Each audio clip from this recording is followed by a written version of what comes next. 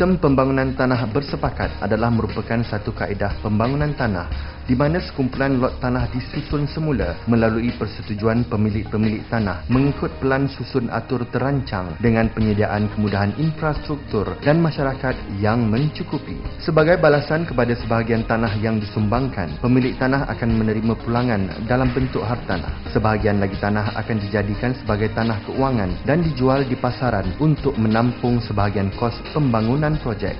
Terdapat beberapa prinsip asas yang telah digariskan bagi merealisasikan sistem pembangunan tanah bersepakat ini.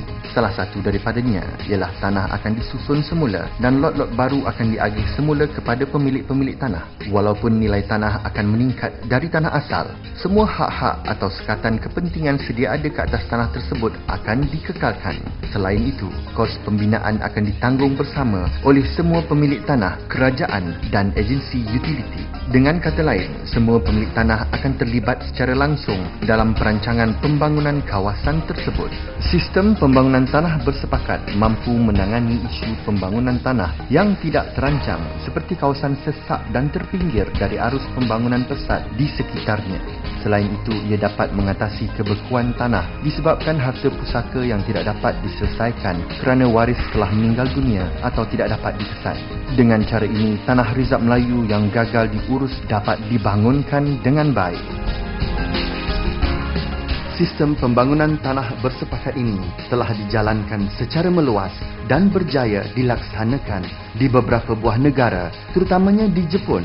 Sistem yang dinamakan Kokaku Siri dikenali sebagai Mother of City Planning, di mana hampir 75% dari kawasan-kawasan bandar dibangunkan melalui sistem tanah bersepakat.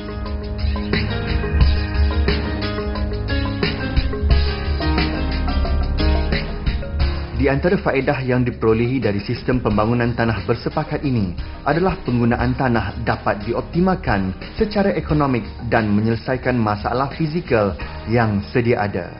Selain itu, sistem ini juga dapat membantu meningkatkan taraf hidup dan ekonomi penduduk. Faedah yang lain termasuklah pertambahan penduduk dan pemilikan tanah di kawasan bandar yang mana dapat menyumbang kepada pembangunan pusat bandar.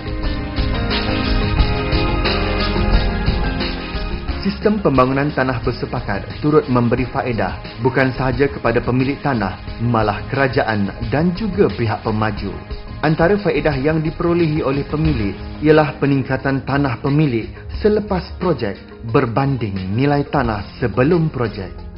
Penglibatan kerajaan dalam sistem ini juga dapat merealisasikan rancangan pemaju di mana secara tidak langsung keupayaan pemaju dalam melaksanakan projek yang kompleks dapat dipertingkatkan sejajar dengan pembangunan ekonomi sesebuah negara. Terdapat beberapa kriteria bagi kawasan yang sesuai dijadikan projek pembangunan tanah bersepakat. Antaranya ialah kawasan terbiar, tertinggal atau terhimpit dari arus pembangunan, serta kawasan yang telah dibangunkan dengan tidak terancang, sesak dan usang. Kawasan-kawasan yang berisiko tinggi bencana seperti banjir, tanah runtuh dan kebakaran juga berpotensi untuk dimajukan di bawah projek pembangunan tanah bersepakat. Bagi memastikan kelancaran sistem pembangunan tanah bersepakat, terdapat beberapa elemen penting yang perlu diambil kira. Sistem pembangunan tanah bersepakat memerlukan penyertaan dan persetujuan pemilik-pemilik tanah untuk melaksanakan projek. Sumbangan sebahagian tanah kepunyaan pemilik tanah untuk penyediaan kemudahan asas, kemudahan awam dan tanah keuangan juga penting bagi menggerakkan projek ini. Selain itu, badan pelaksana diwujudkan untuk memastikan pelaksanaan projek berjalan lancar dan berkesan.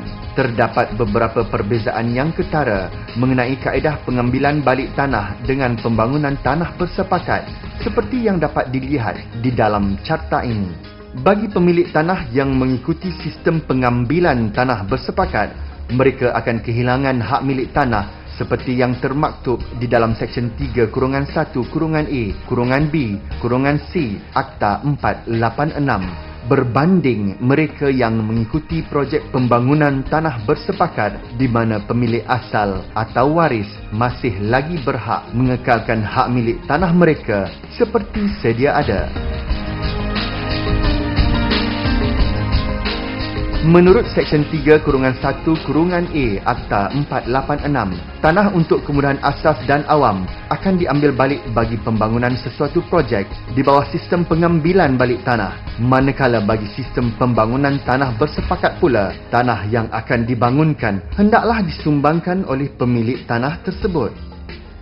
Kesimpulannya, pelan implementasi ini berpotensi untuk membangunkan lebih banyak kawasan-kawasan di pusat bandar dan pinggir bandar yang mengalami kemerosotan, tertinggal dari arus pembangunan serta kekurangan kemudahan asas.